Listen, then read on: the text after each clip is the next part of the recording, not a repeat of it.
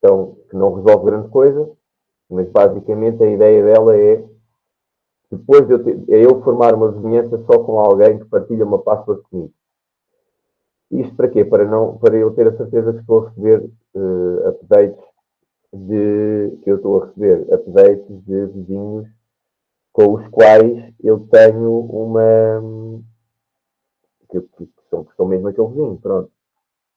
No entanto, isto não resolve alguns problemas que nós temos de segurança no BGP, nomeadamente nada impede um vizinho meu de me anunciar um prefixo que não existe aqui no AS dele. Portanto, nada impede isso. Portanto, eu posso ter aqui um vizinho que vai anunciar uma rede que ele não tem.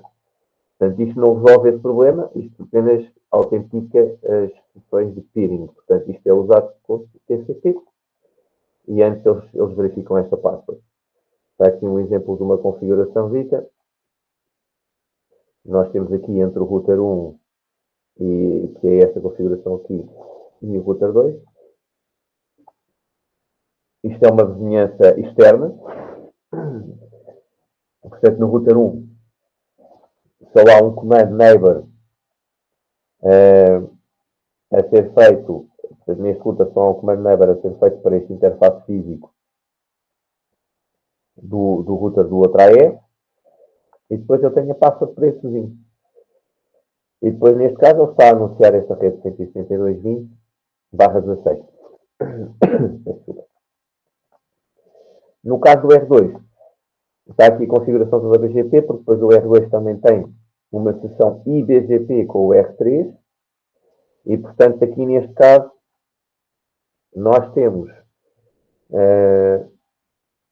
a configuração do vizinho remoto, que é feito com o endereço físico, mas depois temos aqui as vizinhanças a serem feitas para o loopback, como nós dissemos que era a maneira mais correta de fazer, se o loopback existir, e se, mais uma vez, o loopback estiver a ser anunciado aqui dentro num IGP, porque só assim é que o R2 consegue saber que este endereço desta rede existe. Não é? Caso contrário, o R2 nunca poderia fazer uma vizinhança para este IP, porque nem sequer sabe que este IP existe. Mas se este IP existir e tiver a ser anunciado aqui para dentro com o protocolo de encaminhamento interno, então este R2 pode e deve usar aqui o 192.168.2.2 como o endereço do vizinho. Deve fazer o update source para o seu próprio loopback, porque ele tem um loopback, okay? Para termos resiliência na vizinhança IBGP nos dois sentidos.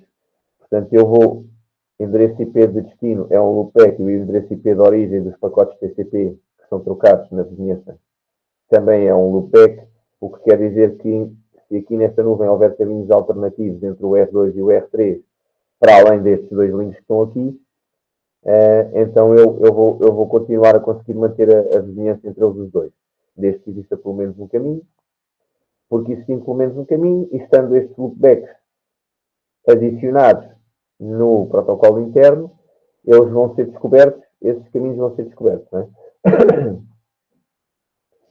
Ok? Pronto. E aqui, neste caso, estávamos a falar aqui da autenticação, só para o vizinho externo é que faz sentido, e lá está aqui o comando com a password, lá está aqui o comando com a password para no caso, para a vizinhança com o vizinho externo, que é o R1.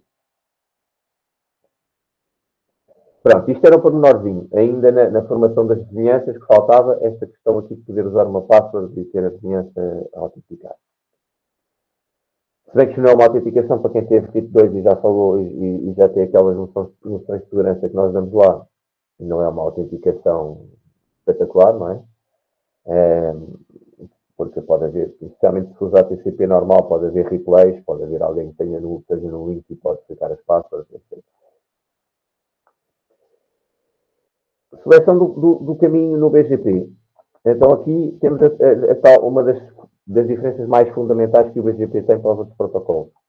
Para além daquelas que já vimos, nomeadamente a vizinhança ser feita de forma direta, ou seja, eu escolher mesmo quais é que são os vizinhos, porque posso não formar vizinhanças com todos os routers que estão em todos os meus links, até porque normalmente um router que está a usar BGP também está a usar ao mesmo tempo um protocolo interno, um IGP qualquer, e portanto vai haver links onde ele só quer fazer vizinhanças pelo protocolo interno e não quer fazer vizinhanças pelo protocolo externo. Portanto, além dessas diferenças, poder fazer vizinhanças também é mais do que um OP. Portanto, eu posso fazer vizinhanças BGP com routers pelo meio, não routers diretamente. Tudo isso são diferenças para os protocolos IGP que nós vimos, em Killer Gateway. E agora temos ainda uma diferença ainda mais fundamental, que é a maneira de escolher o caminho. Portanto, nós vimos que, apesar de funcionarem de maneira fundamentalmente diferente em termos de descobrir os caminhos que existem, tanto os distance vector como os link state, ambos depois preferem o caminho mais curto. E é esse o único critério de decisão para escolher um caminho numa rede. Portanto, é sempre o caminho mais curto. O que difere ali o que difere nos dois casos é a maneira como esses caminhos são descobertos. No caso do distance vector, é a própria rede com a própria distância que já é enviada. No caso do link state, são os links de cada nó para depois fazer uma topologia e depois calcular os caminhos em cima da topologia. No distance vector, o cálculo vai ser feito de forma distribuída, mas em ambos os casos não há exceções, é sempre um caminho com o custo menor. No caso do BGP, pode não ser. Ok? Outra diferença. Num protocolo IGP, eu posso ter load balancing entre caminhos com o mesmo custo. Portanto, eu preciso sempre ter o custo mais baixo, mas se eu tiver dois com o mesmo custo, eu posso usá-los ao mesmo tempo. No caso do BGP, isso não acontece. Ele não foi desenhado para fazer isso. Eles são escolhidos a partir de uma política, ok? E não a partir da bandwidth ou de outro custo qualquer, ou do número de hops. Okay? É óbvio que se esta política eu não mexer nela, ele vai escolher o caminho com o menor número de AS pass. Com o maior número de AS no AS pass.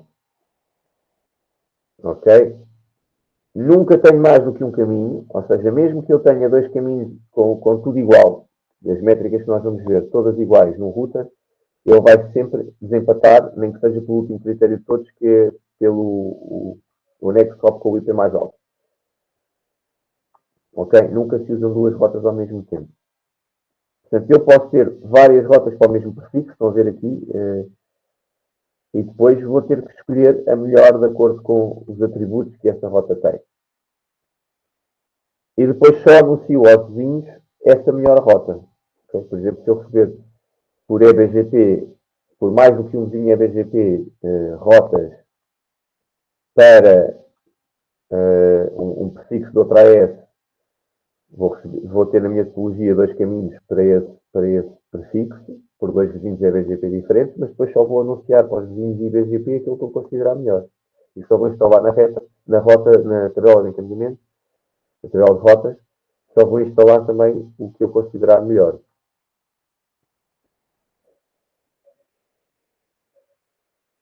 Ok?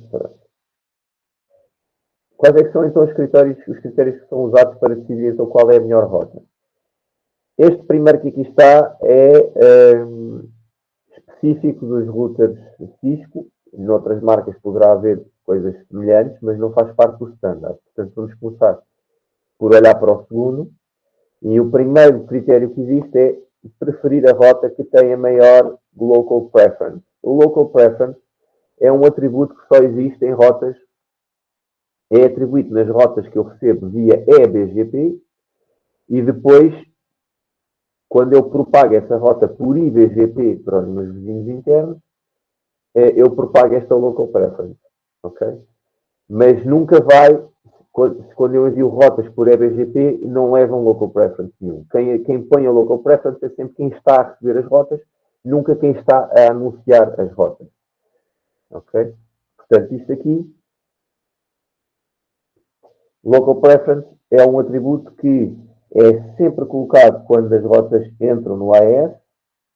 Ok? Portanto, no inbound, quando eu recebo anúncios, coloco local preference. Quando eu envio anúncios, eu não coloco local preference. Ok? Depois temos aqui, obviamente, estes cinzentos que não são diretamente ligados com atributos de rotas BGP. depois é preferir a rota originada pelo router local. Depois, a que normalmente vai acontecer por omissão, porque esta vai sempre quase empatar, não é? Porque eu nunca vou ter a rota, vai sempre ser passada, porque eu nunca vou ter a rota, uma rota externa nunca vai ser anunciada pelo próprio router, não é? Não faz sentido. As rotas diretamente ligadas é que são originadas no local router. Portanto, a única hipótese é se eu receber um prefixo por BGP, que depois eu também tenho diretamente ligado a mim, e aí, obviamente, eu vou preferir a rota do diretamente ligado a mim. A seguir vem o shortest path, ok? Então, se eu não mexer no local preference, o que é que vai acontecer? Eu vou preferir o caminho mais curto. Ok? Mas isto, mais uma vez, é só se eu não mexer no local preference. Ok? Portanto, se eu deixar isto no default, eu julgo que é 100, então, nesse caso, eu vou preferir o caminho mais curto. Depois, obviamente, já sabemos que se eu obter a mesma rota por IGP, um protocolo interno, eu vou preferir esta rota. Mas, mais uma vez, isto não acontece na generalidade das rotas em que eu tenho que desempatar. Porquê? Porque nas rotas em que eu tenho que desempatar são rotas que eu aprendo por BGP. Portanto, não as tenho em IGP, nem sequer conheço aqueles prefixos em IGP. Portanto, normalmente isto aqui também, não, na maior parte dos casos, também não se vai aplicar. E depois, então, chego aqui ao MED. Este MED é exatamente ao contrário do Local Preference. Vocês às vezes baralham isto. O que acontece aqui? O MED, ao contrário do Local Preference, que se mantém apenas para um IS Number, para um Autonomous System. No caso do MED, isto é enviado entre Autonomous Systems diferentes. O que é que isto quer dizer? Isto quer dizer que eu vou enviar isto nos meus anúncios de rotas. Okay? Portanto, aqui ao contrário, quando eu envio para fora do AS, é que eu envio MEDs. Quando eu não atribuo MEDs nas rotas que eu recebo. Okay? As rotas que eu recebo trazem um MED. Isto não acontecia aqui. As rotas que eu envio, isto está mal, as rotas que eu envio, no caso do Local Preference, nem sequer têm o Local Preference. Isto nem sequer vai lá, ok? Nem sequer vai lá. Eu atribuo o Local Preference no que eu recebo, depois utilizo essa informação, mas nunca vou nunca vou ter lá o atributo na rota, ok? No caso do MED, isto funciona exatamente ao contrário. Portanto, eu vou enviar, aqui elas existem nas rotas que eu recebo, mas quem colocou essa informação lá foi quem me enviou a rota. Ok? Portanto, assim, resumindo, o que é que vocês têm que reter aqui? Local Preference. Eu mudo o Local Preference nas rotas de entrada, ou seja, eu aplico um Local Preference a rotas que eu recebo e eu aplico o MED em rotas que eu envio. Ok? É assim que funciona. E depois vai controlar duas coisas diferentes, mas isto já lá vamos. Depois, a partir daqui, não é tão interessante, estamos a falar então depois do resto estamos a falar das outras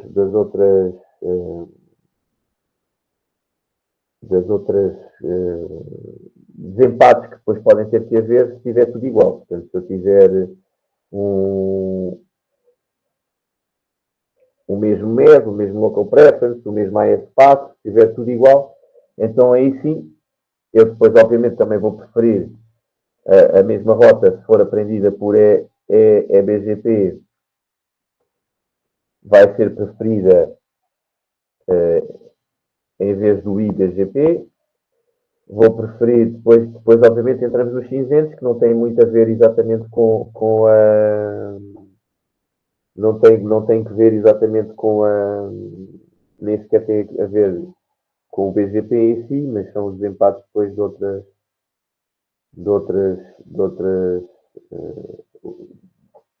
tendo em conta depois se é, por exemplo, com o IGP mais perto, se ele é mais estável de todas as que eu recebi por EBGP.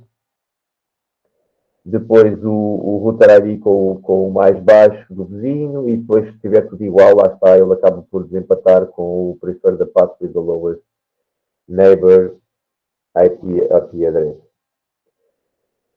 Ok? Pronto. E isto. Então, como é que é utilizado?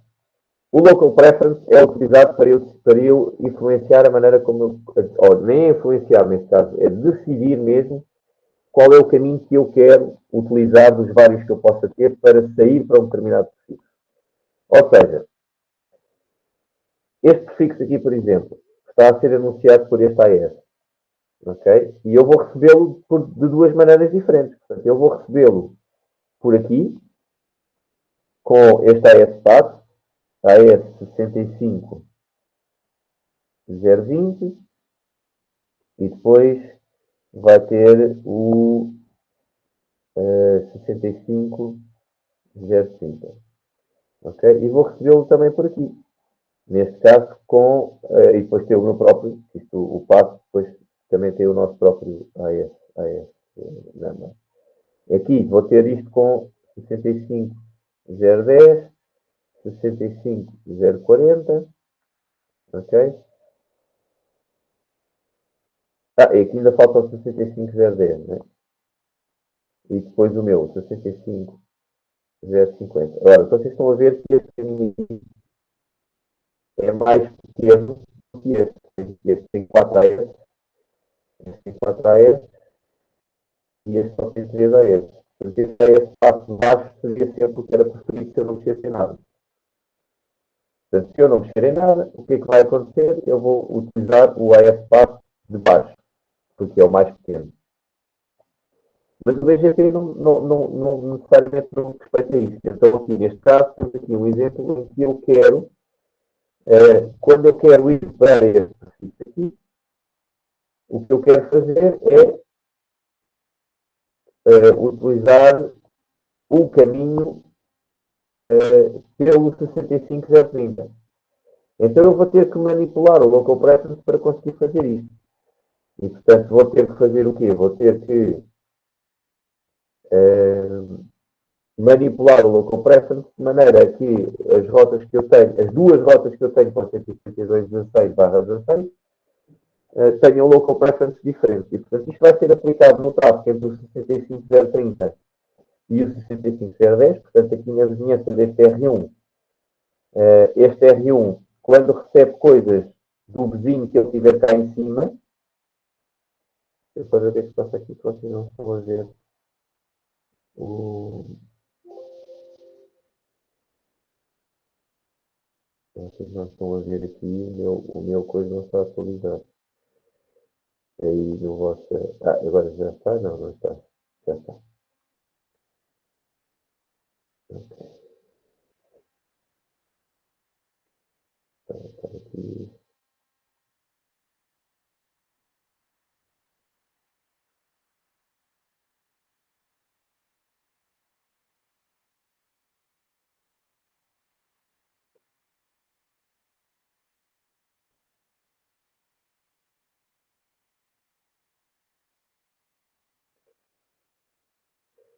Portanto, vocês aqui neste vizinho qualquer que esteja aqui, não é? Há aqui um FX qualquer.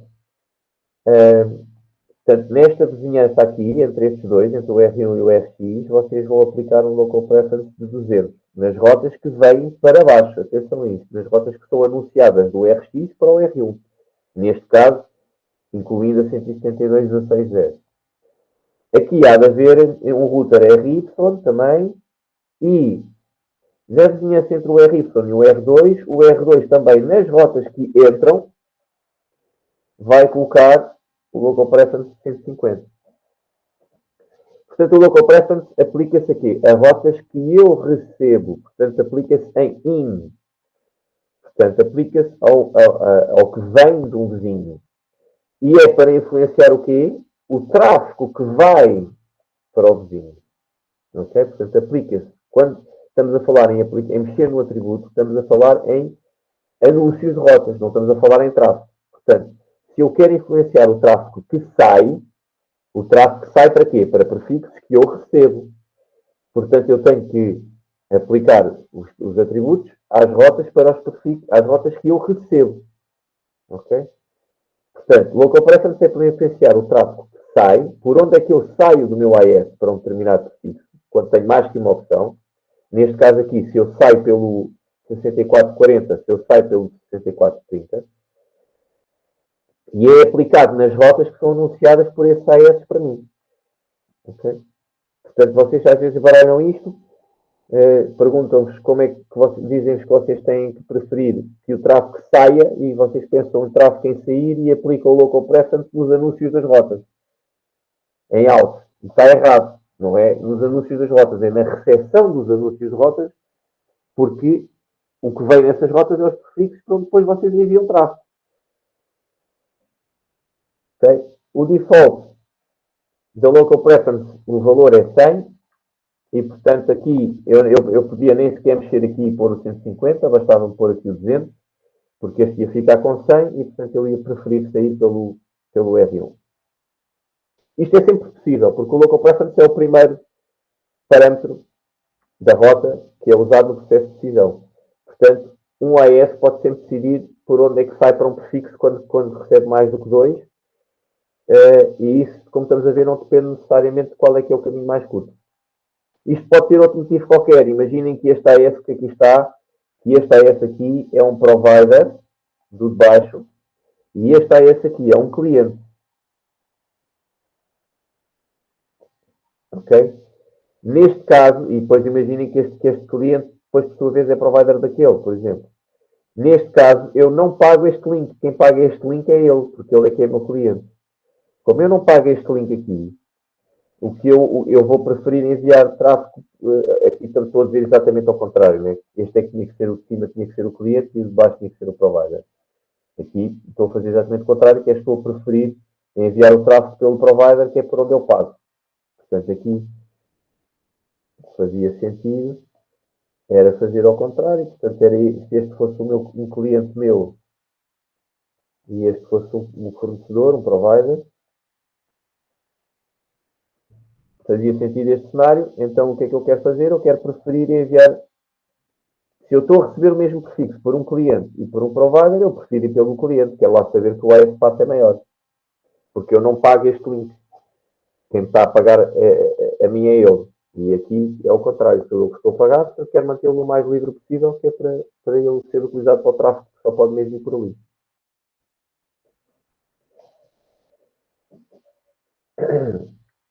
Ok? Portanto, como é que isto é feito? Usando o routemap. Lembra-se da aula passada? Portanto, o routemap é aquele comando que me permite fazer um match e depois dizer que para esse match alterar coisas. E então o que eu vou fazer eu vou criar um routemap, neste caso está aqui um routemap que isto é para o tráfego todo. Aqui, isto aqui tem o quê? Tem um match any, não é? Porque não está lá match nenhum, portanto isto é um match any. Bate tudo certo, ok? Porque não está cá nenhum match. Mas eu poderia ter aqui uma ACL ou uma prefix list e depois utilizá-la no match, ok? Aqui com uma rede qualquer, aqui com uma rede qualquer, ou um conjunto de redes quaisquer. Isto queria dizer o quê? Isto queria dizer que este set do Local Preference a 150 só se iria aplicar a rotas para aquelas redes. Como está aqui, aplica-se para qualquer rota. Okay? Portanto, aqui o que eu estou a fazer é vou pôr uma Local Preference de 150, que é maior que 100, e portanto isto vai ser preferido. Como no R2 não estou a fazer nada, estou só a mexer no R1, tudo o que é recebido aqui no R2 vai ter Local Preference 100, que é o por omissão. Ok? E aqui deste lado eu estou a dizer que tudo o que eu recebo deste vizinho, que é este vizinho aqui, estão a ver? Em in, eu vou aplicar a routemap set local preference. Portanto, em IN, mais uma vez, em IN, em tudo o que eu recebo neste sentido, do R6 para o R1. E o que é que eu recebo ali? Anúncios de rotas. Como não tenho nenhum match, é match any, é qualquer anúncio de rota para qualquer prefixo. Qualquer anúncio de rota para qualquer prefixo, então eu vou colocar um local preference de 150. Como no R2 não estou a fazer nada, ele vai ter um 100, que é o normal, e isto vai fazer então com que eu vá preferir o caminho verde, que está ali. Okay? Independentemente do tamanho do AS-Path, porque reparem, se for para chegar a uma rede daqui, porque este 6530 e este 6510, imaginem que me estão a dar os prefixos todos deles, não é? Aqui eu recebo este está prefixo para este está prefixo para este, e depois está para este. Portanto, eu aqui vou receber as redes, se eu tiver aqui uma rede qualquer, 172.16.00/16. Se eu tiver ali aquela rede, esta rede para chegar lá, reparem que é 1, 2, 3 AS, enquanto aqui era só 1. Mas, no entanto, eu vou fazer este caminho assim, e não vou fazer o caminho direto. Porquê? Porque eu pus o local preference que eu prefiro sempre por ali. E fiz isso para quê? Para todas as redes. Ok? Se eu usasse uma ACL, um prefix list, podia fazer isto de outra maneira. Podia, por exemplo, aqui, para as redes que eu sei que são daqui, colocar um local preference maior, que era para as redes que são mesmo deste AS, eu saí por aqui. E depois para as outras todas, por exemplo, então preferir ir pelo da direita.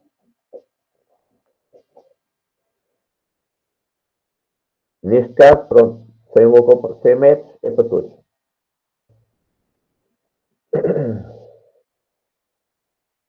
Agora, se eu tiver o local preference igual, qual é que é o seguinte atributo de uma rota BGP que é considerado? Porque as outras que estão assim isentas são coisas que não são, não são atributos das rotas BGP. O AS Path. Eu também posso usar uma route map para aldrabar o AS Path. Ok? Para quê? Já percebi que eu decidir por onde é que eu saio, ou seja, eu no AS decidir qual é que é a rota que eu escolho para um determinado prefixo, é fácil. E é possível, uso o local preference. Portanto, se eu quiser sair para uma determinada rede por um vizinho, só tenho que fazer um route map, que faz match para aquela rede e fazer um set de local preference maior que 100 para aquele vizinho e, portanto, qualquer outra rota que eu receba para aquele prefixo, seja de onde for, vai ter um local preference de 100 que é mais baixo e eu vou preferir sempre ir para aquele vizinho. E, portanto, eu consigo fazer o que se chama outbound.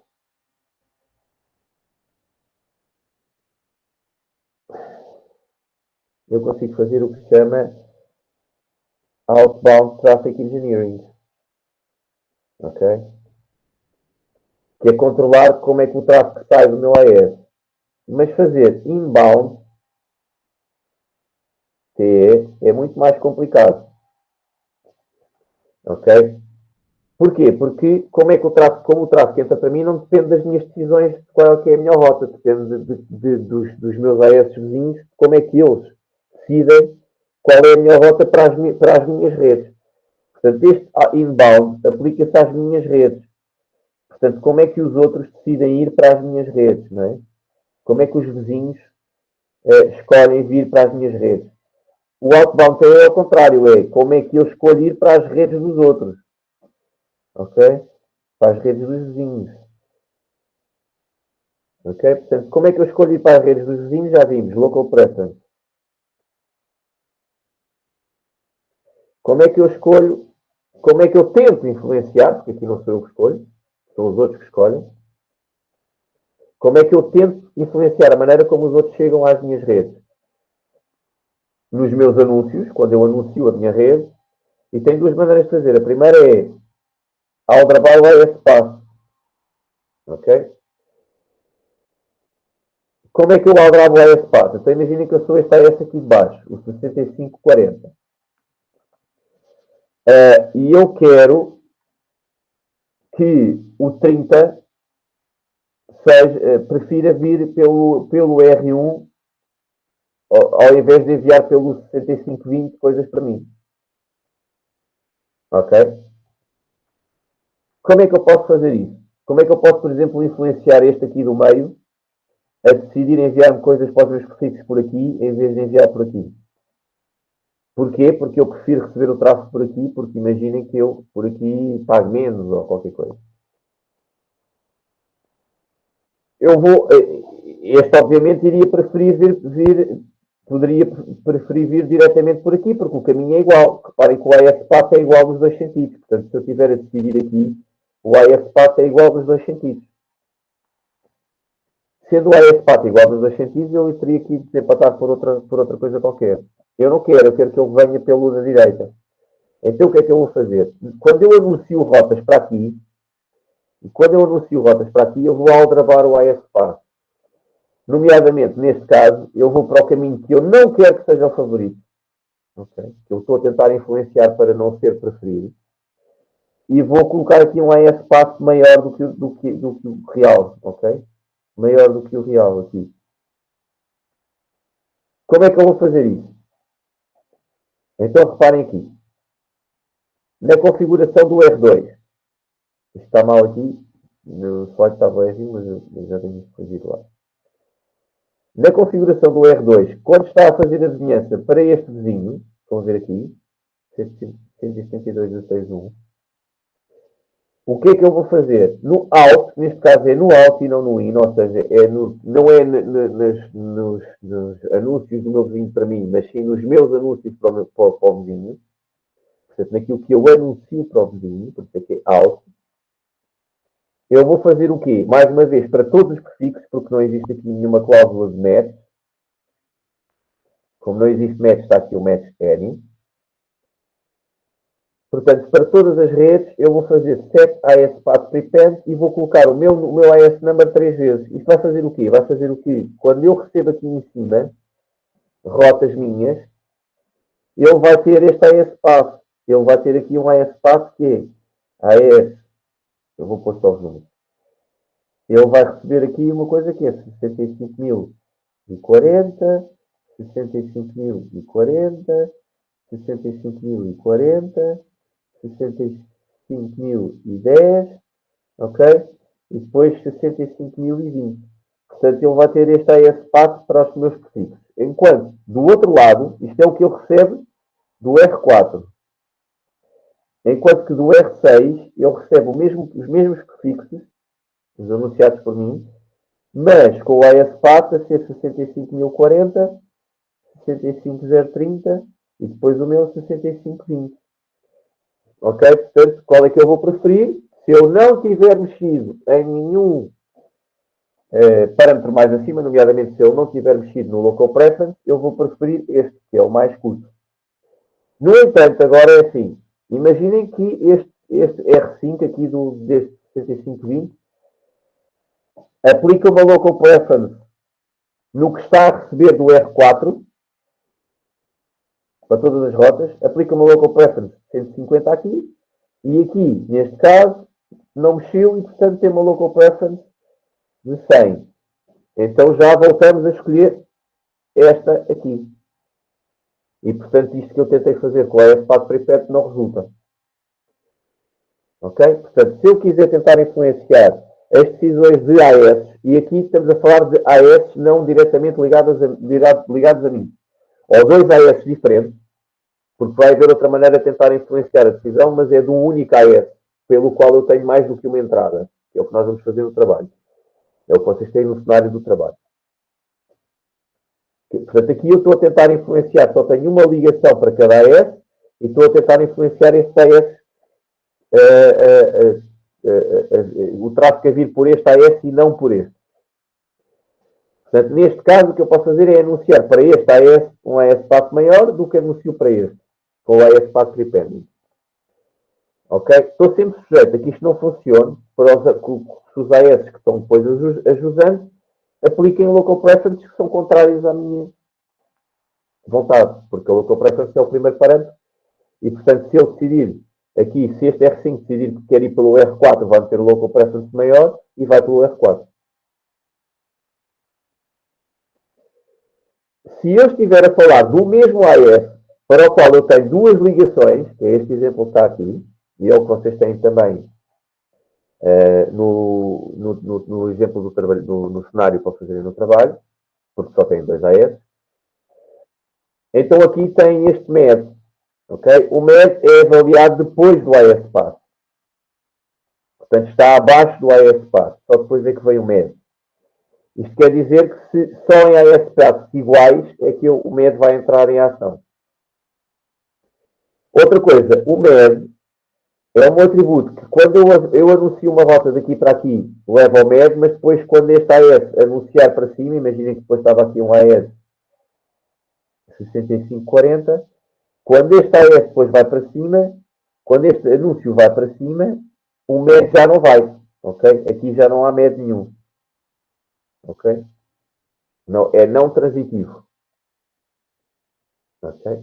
É isto que está aqui, é vermelho, é não transitivo. Por isso, não dá para o cenário do slide anterior, em que eu quero influenciar mais do que um AS, aí tem que ser com AS para tritânio.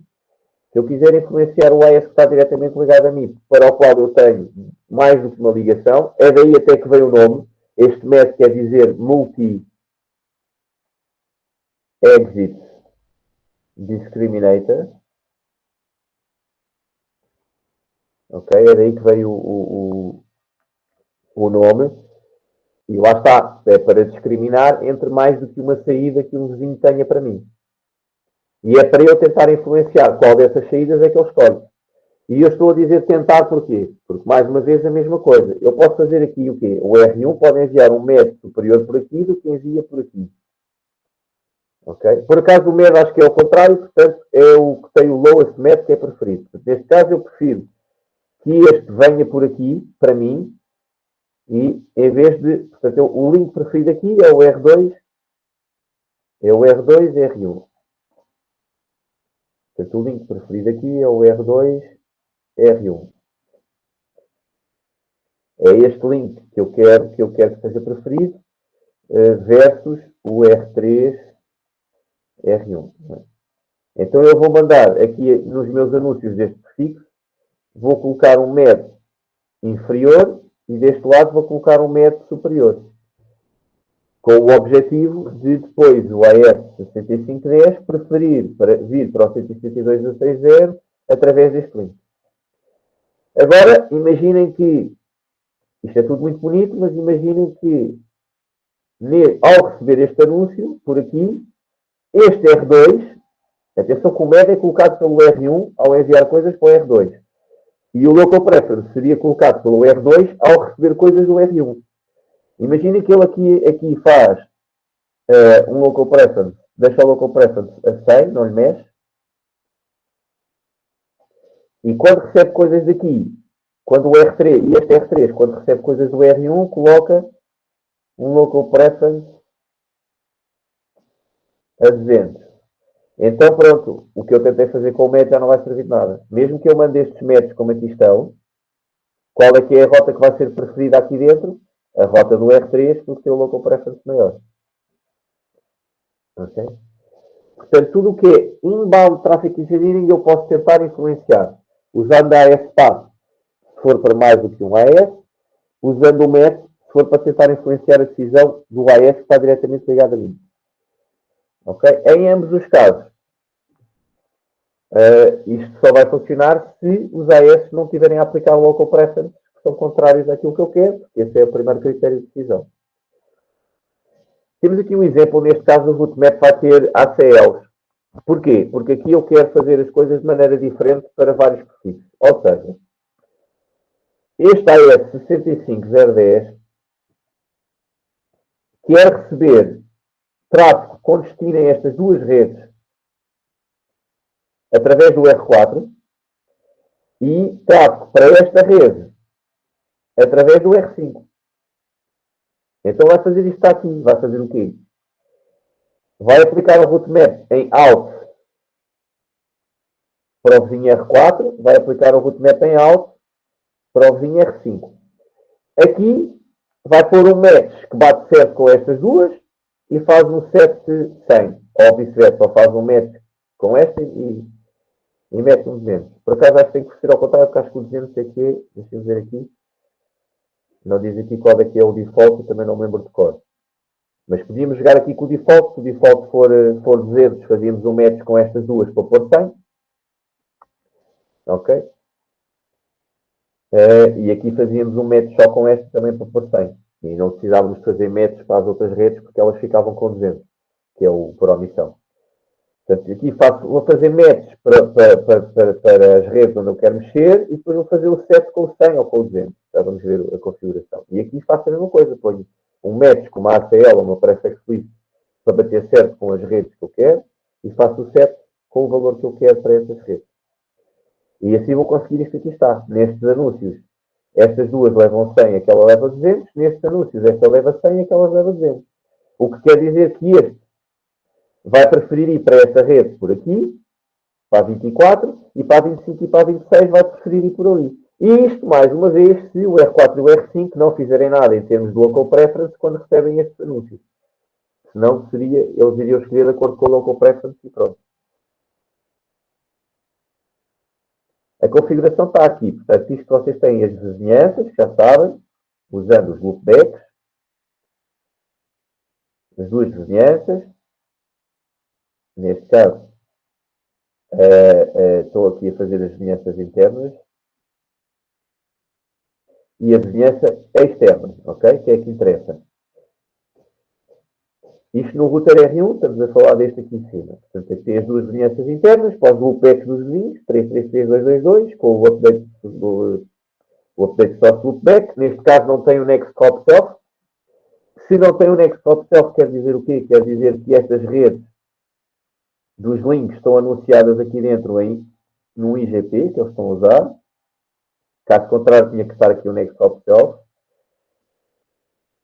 Para o vizinho exterior, que é o que estamos a ver aqui, então eu vou aplicar um routemap em out.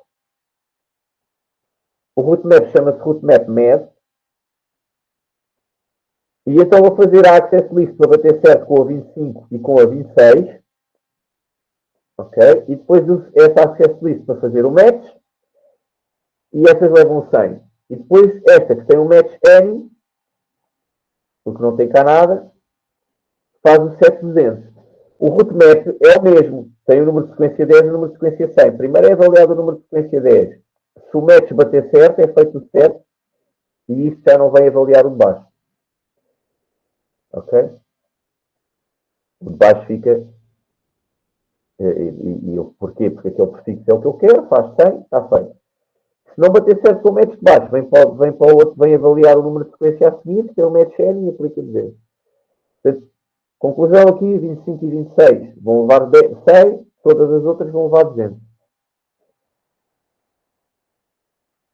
No router 2, temos a mesma coisa, as vizinhanças lá internas, neste caso o 1 e o 33, ok, que são os outros dois também. Vizinhança externa, ok, mais uma vez o routemap aplicado em out. Neste caso, uma ACL para o 24, que é a que eu quero que seja diferente, que é a que eu quero que seja 100. Match faz 100, todas as outras faz 200. Ok? Portanto, isto é um exemplo de estar a manipular estes atributos das rotas, mas neste caso de forma não igual para todas as redes. Ok? Pronto. Então agora, terminamos aqui. Falta só ver uma coisa que é, no caso do BGP, nós temos também aqui, e eu falei-vos na aula passada, algumas nuances que têm a ver com partes económicas. Ou seja, eu posso não querer, por exemplo, eu receber uma rota de um provider, e eu sou aqui um AS, eu recebo aqui um prefixo, eu não quero anunciar este prefixo para aqui. Ok? Ora, se eu não fizer nada, eu vou anunciar, porque isto vem por BGP e, portanto, como eu tenho aqui um vizinho, é assim, o BGP anuncia o quê? Anuncia as rotas que estão lá nos comandos network e anuncia as rotas que eu aprendi por BGP. Portanto, se eu aprendi por BGP aqui, vou anunciar para este outro vizinho é BGP também a mesma rota. E eu não quero fazer isto, normalmente, porque estou-me a arriscar a que tráfego entre eles os dois venha por mim, porque eu estou a dizer a este rotas deste. Isto economicamente não faz sentido. Então é muito usado em BGP route filtering. Como é que eu faço isso? Eu tenho que saber quais é que são essas rotas, né? E eu, se eu sei, posso ir à tabela, posso fazer depois isto por vizinho, em vez de fazer por uma prefix list. Aqui o exemplo que está é prefix list, mas eu posso, por exemplo, fazer uma ACL, porque a ACL pode ser feita CC com IP, a dizer que tudo o que vem daquela interface depois não é distribuído para outra interface. Ou tudo o que vem daquele vizinho, depois posso aplicar aquilo ao vizinho e depois não é distribuído para o outro lado. Mas aqui temos um exemplo com todas as redes, estão a ver aqui, todas as redes que têm do barra 8 a barra 24, todas as redes de barra 8 a barra 24, e depois eu vou aplicar esta prefix list, que tem este nome, em in a um vizinho. Ok? Portanto, todas as redes de barra 8 a barra 24 não são, daquele vizinho não são recebidas. Ok?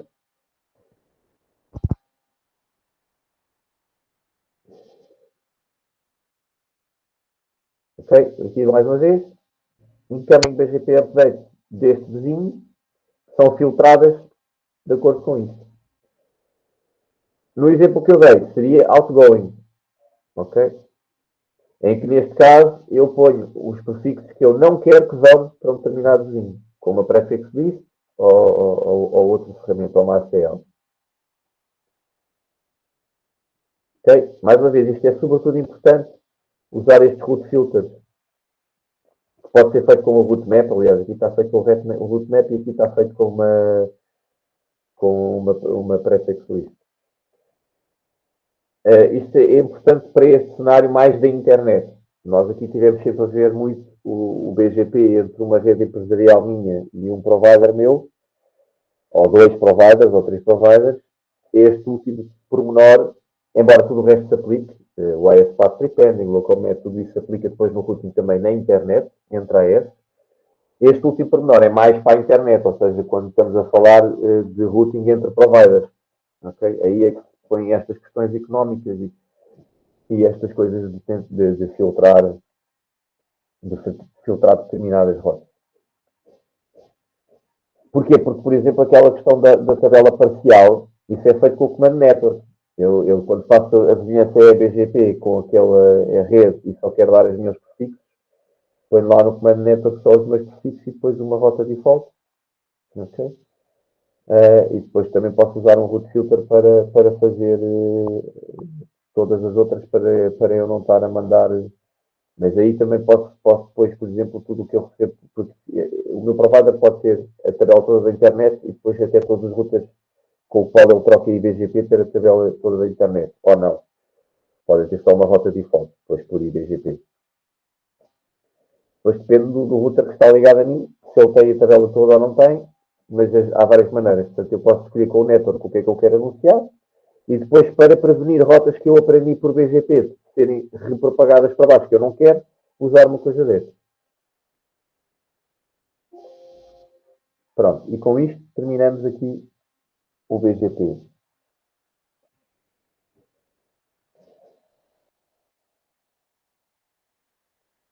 Agora, vamos abrir aqui. Onde é que está? E com isto terminamos aqui a parte da cadeira em que vamos ao pormenor da configuração em CLI. Este assunto que vamos entrar agora, que não vamos terminar provavelmente ainda hoje, ainda vai ocupar um bocadinho da aula que vem.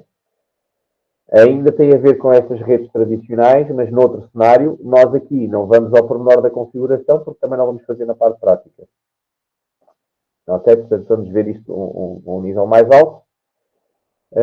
Depois, quando formos para o SDN, voltaremos a entrar em algum pormenor na parte do OpenFlow, que é o que nós usamos que é o que nós vamos usar no segundo trabalho, e depois no resto também outra vez assim, a um nível mais de uma cadeira tradicional, como vocês estão habituados, em que vamos descobrir aqui a parte do desenho, como é que funciona, etc. Portanto, entramos aqui numa filosofia um bocadinho diferente, a cadeira até aqui é um bocadinho diferente das outras, no sentido em que vocês têm que perceber mesmo a fundo as gesticulazinhas todas, até porque a teoria, muitas delas já tinham dado, ou ou até IST, não é? No caso da Ethernet, ou no caso do IP, do routing, também falam disto em RIP.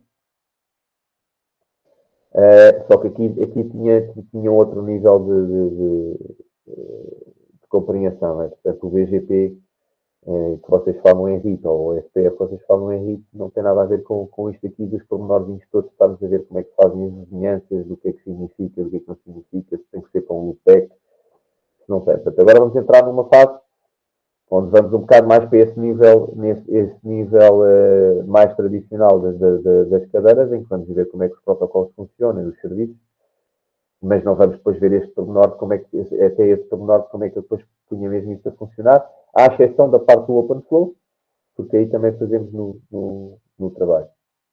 E depois temos também, embora aí vocês não vão pôr a mão na massa, vamos ter também aquela aula no dia 15, dada pelas pessoas da Cisco, onde aí eles vão usar o CML e também vão mostrar mesmo como é que aquilo pode ser configurado, que é uma aula sobre SD-WAN, que tem a ver com isto que nós vamos falar agora, mas numa aproximação moderna agora em que se usa também redes controladas por software para fazer a interligação de várias redes de campos. Nós também até agora temos estado a falar de redes de campos, ou enterprise, e depois existem mais outros dois grandes tipos de redes. Quando vocês falam em networking, e se forem ver os caminhos de certificação dos vendors, etc., vocês têm três grandes mercados. Tem o mercado campus enterprise, que é o que nós temos estado a ver até agora, que tem alguns pontos de contacto com data centers. Tem os service providers, e depois tem então os data centers. Os data centers, nós vamos voltar outra vez a falar um bocado sobre os data centers no SDN, porque a grande motivação para ter aparecido o SDN foram as redes de data center. Entretanto, ele entrou noutras coisas, nomeadamente aqui nos Service Provider Networks, com essa história do SD-WAN, do Software Defined Wide Area Network, como forma de fazer de uma forma mais flexível e mais barata algumas das coisas que nós vamos ver agora. Estas Service Provider Networks, o que é que nós vamos ver aqui? Vamos ver aquelas bases que nós vimos até agora, como é que depois, aqui numa rede que tem um cenário completamente diferente, elas se ajustam ou elas podem funcionar. Vamos dar um bocadinho mais em pormenor a parte do Carrier Ethernet. Porquê? Porque é a Ethernet que nós vimos em pormenor no Enterprise, agora para o Service Provider, e vamos falar aqui em dois standards que existem, um bocadinho mais de uma forma mais pormenorizada.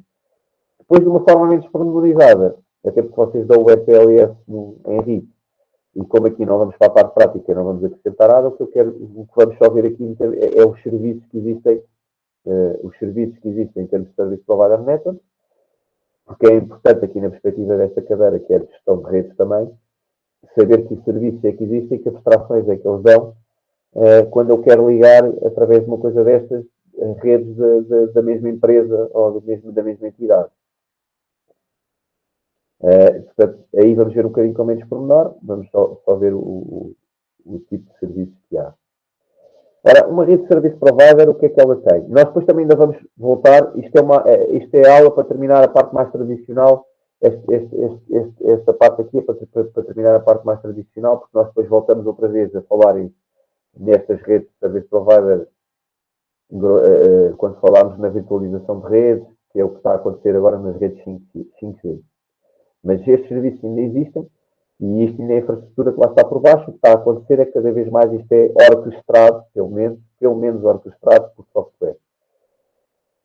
Quando eu digo orquestrado, quer dizer que em vez de andarmos lá a configurar tudo no CLI à mão, temos um controller que pelo menos usa APIs para ir fazer configuração, mas lá está, para saber mexer com essas APIs, nesse flavor de SDN, vocês precisam de saber o que é que lá está por baixo dessas coisas tradicionais, porque continua a ser este control plane tradicional que depois está a funcionar lá em baixo.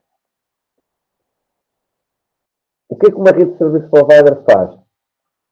Tem aqui estes três grandes retângulos que eu tenho aqui. Ok?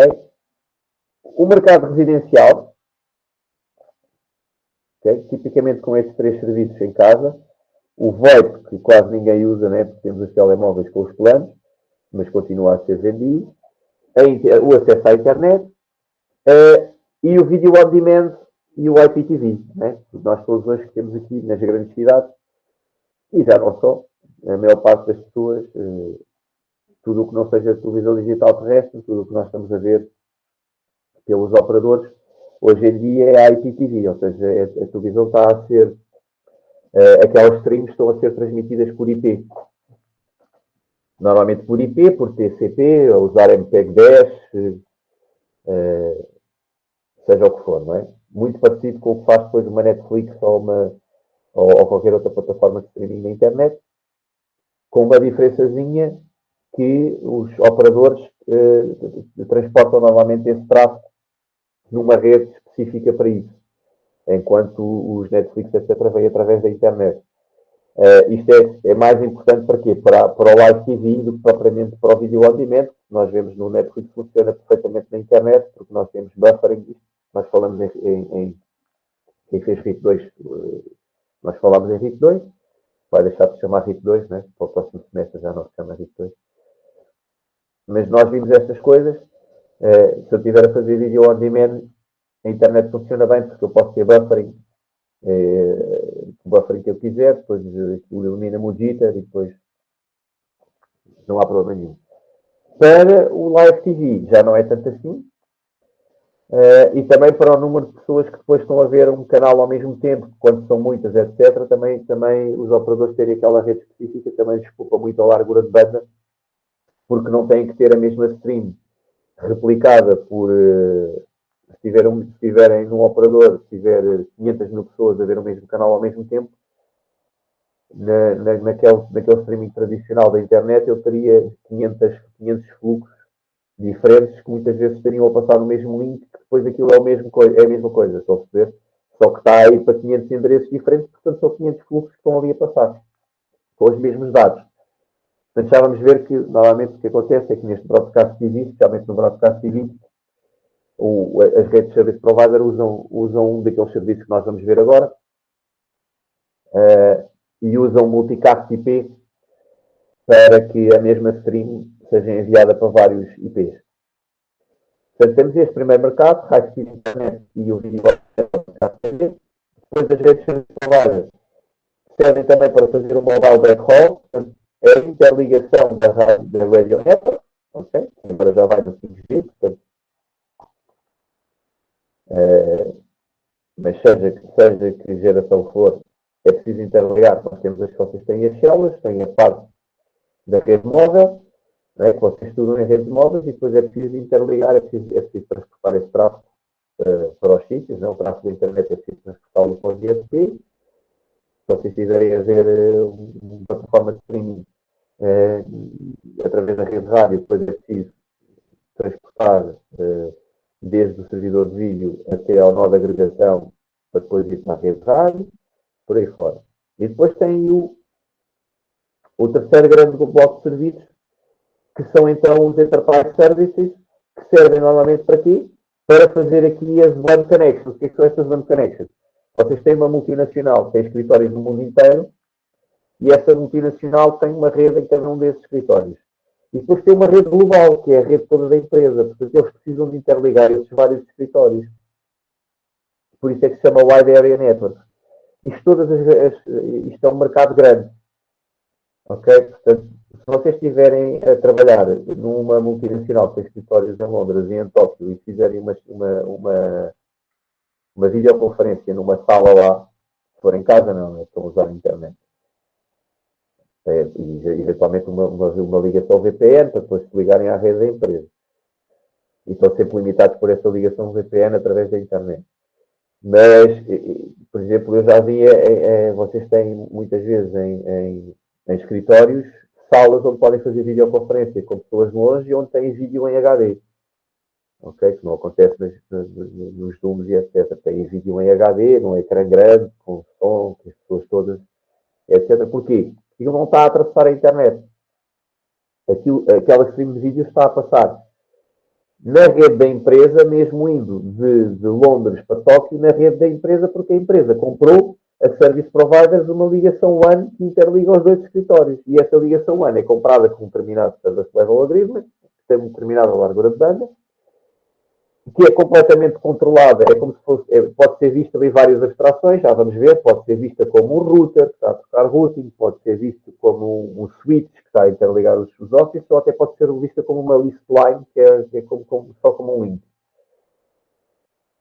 E seja como for que isto é visto, depois pode haver esquemas para eu conseguir, seja através de routing, seja através do controle do switching, seja através da linha, fazer ali mecanismos de priorizar aquele tráfego em relação a tudo o resto, etc., para conseguir ter os jitters e as larguras de banda e não sei o quê, para ter uma videoconferência em HD, sem ter os problemas sempre que tem, quando estamos a falar em interatividade, temos constraints de delay muito pequenas. Este tipo de serviço é que nós depois vamos ver na tal aula, dada pelo pessoal do Cisco, um tipo de serviço para fazer isto hoje em dia, que é o Software Defined One, que basicamente faz o quê? Utiliza a internet e os serviços que nós vamos ver aqui, portanto, nestes slides, não sei se ainda hoje, nesta aula todos, mas alguns, e depois controla se eu estou a usar a internet ou estes serviços através de software. Okay? E eles vão fazer um cenário, vão mostrar um cenário lá de um produto deles e vão mostrar como é que ele se configura, etc. Pronto. Este tipo de plano, estamos a falar de enterprise, mas isto aplica-se exatamente da mesma forma também e com restrições muito maiores e muito mais difíceis de serem cumpridas pelo serviço tradicional MPLS, como nós vamos ver aqui, para interligar redes de data center.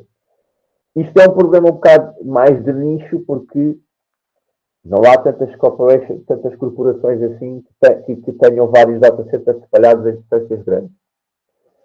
Podem ter, por exemplo, eu sei que em Portugal a Jerónimo Martins, por exemplo, tinha já há 15 anos atrás, e portanto agora deve continuar a ter até mais, um data center em Lisboa e um data center em Braga.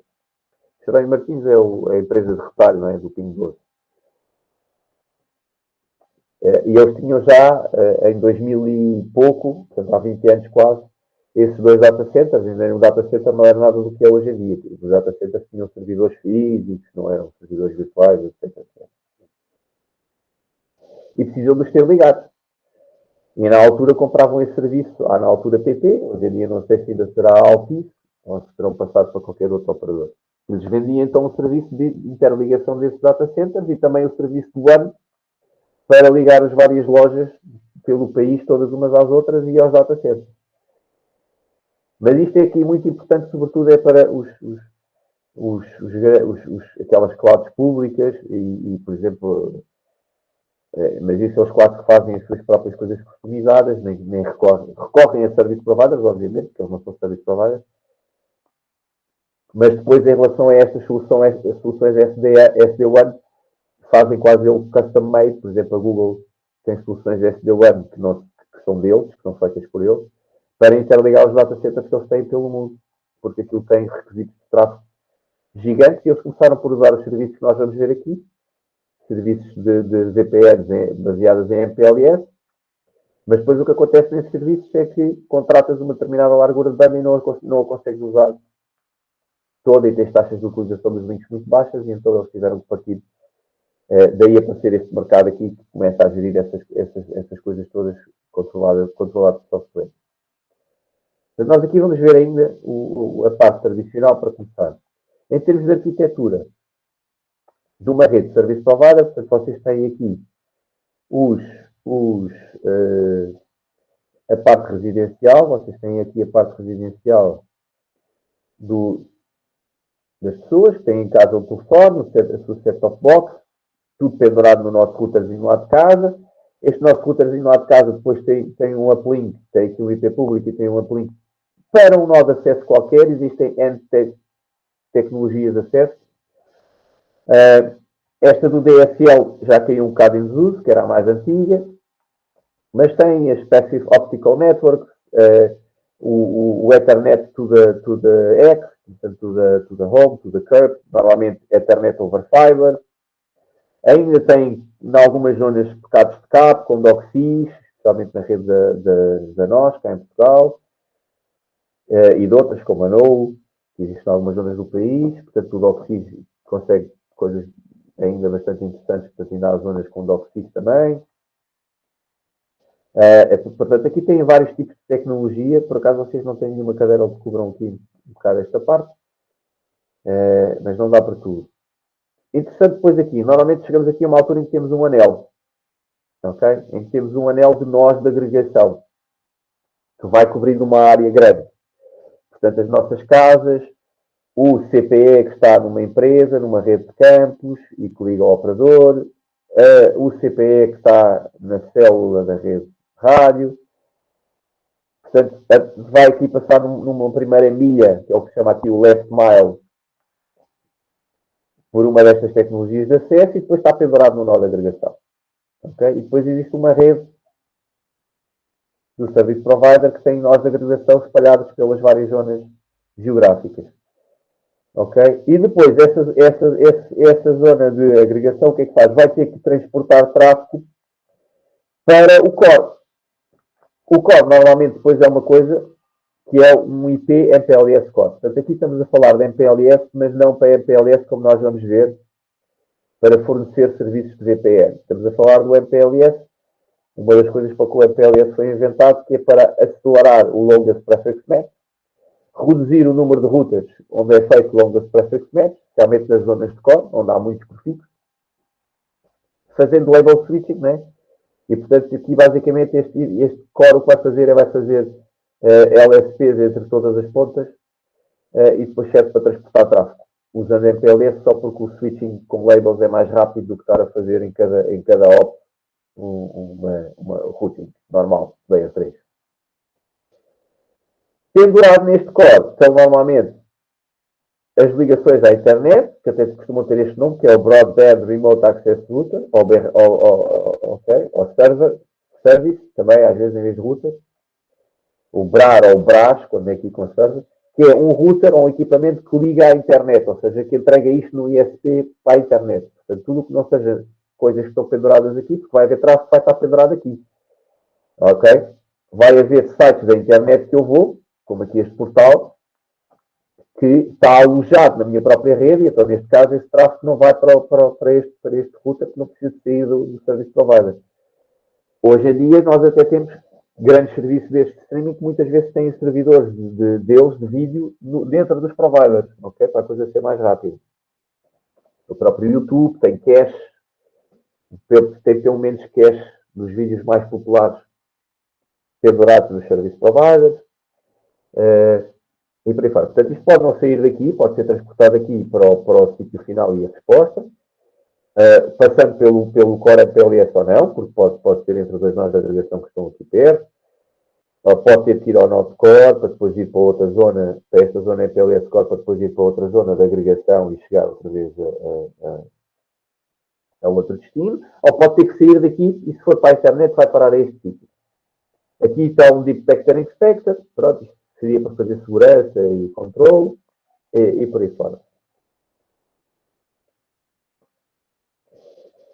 Pronto, isto é o que nós tivemos a descrever, portanto temos a parte do acesso, temos a parte da agregação, depois temos o Intelligent Service Edge, que são os interfaces da rede com os serviços, ou seja, para entregar à internet, para ligar aos servidores, um servidor de vídeo, no caso do IPTV lá de casa, o routing para o core, não é? O core que faz routing escalável porque usa MPLS. E depois podemos ter então também o Policy Layer, onde eu faço controle de acessos, onde os operadores fazem também com servidores específicos, etc., fazem o throttling aqui através de nós de agregação da nossa largura de banda, né? Que está contratada, e portanto vai logo aqui ao nó de agregação. Às vezes até logo no nó de acesso, mas vai logo ali controlar qual é que é a largura de banda que está ali para aquele IP público que é o nosso. E nós vamos ver então aqui, agora, há duas grandes tecnologias para fazer estes três tipos de serviços, ou seja, os serviços residenciais, empresariais, web, data centers e ligação de branches, de redes de campos, e transporte até à internet, é? E interligação da rede rádio. E nós vamos ver que, especialmente na zona da agregação, existe uma parte onde eu posso fazer isto baseada em internet, porque a internet começou-se a transformar cada vez, e ficar cada vez mais barato, os links da internet, e começou-se a estender a internet fora do enterprise e do campus e começar a atravessar zonas cada vez maiores. E depois apareceu o Ethernet over Fiber, e portanto eu tenho a internet agora a não ser uma tecnologia de rede local só, mas uma tecnologia de rede metro, pelo menos. Este até tem um nome, que é este Metro Ethernet, e existe até uma entidade que trata das standardizações e que foi a grande impulsionadora disto e que está ligada ao IETF, etc., e a outras entidades, que é o Metro Ethernet Forum, que trabalha nos standards para preparar a Ethernet para estes novos use cases. Portanto, já vamos ver que existem problemas, não é? Porque nós vimos até agora a Ethernet normal com o 802.1q, com VLANs. No cenário de um service provider isso não vai chegar, e portanto nós vamos ver aqui mais dois standards, o 802.1 AD, também conhecido como QNQ, ou seja, está a ver pelo nome, que é acrescentar mais um Q, não é? Mais uma VLAN tag, e depois uma que acabou por ter que ser necessário, que é o Provider Backbone Bridging, que é o 802.1AH. E portanto aqui, neste ver, vamos ver como é que eu posso fazer aqui serviços, por exemplo, o WAN, usando só a Ethernet num serviço provider. E aqui vamos ver com um bocadinho mais de pormenor, porque nós trabalhámos aqui e tiveram, e vocês agora já têm uma compreensão bastante boa de como é que funciona a Ethernet e uma rede de switch ao nível do pormenor. E depois vamos ver aqui mais numa perspectiva de listar os serviços e como é que eles funcionam e o tipo de serviços que há. Os serviços que depois podem ser também oferecidos para o mesmo tipo de coisa, mas baseados em MPLS. Ok? Que até surgiram primeiro, embora isto tenha evoluído um bocado ao mesmo tempo. Isto começou tudo anos 2000 e qualquer coisa.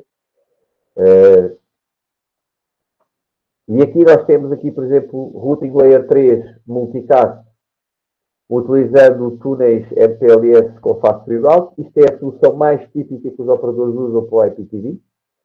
Portanto, naquela rede toda que nós estamos a falar, portanto, ali mesmo na zona de agregação, há rutas daqueles que são LSR, ou seja, suportam o MPLS, e eles constroem uma topologia com túneis até todas as zonas de agregação aí, e o tráfego vai então por túneis com fast reroute, que é se houver uma falha aquilo em 50 milissegundos tem uma alternativa, com túneis traffic engineered, portanto, que eles garantem que tem a largura de banda para aquelas streams que precisam de lá passar. E depois usam então multicast IP, normalmente usando este protocolo que é o PIN, para distribuir essas streams por vários utilizadores, okay? Ao mesmo tempo. E depois vamos ver os serviços WAN que existem baseados em MPLS. WAN, interligação de sítios ou data centers, redes enterprise ou data centers.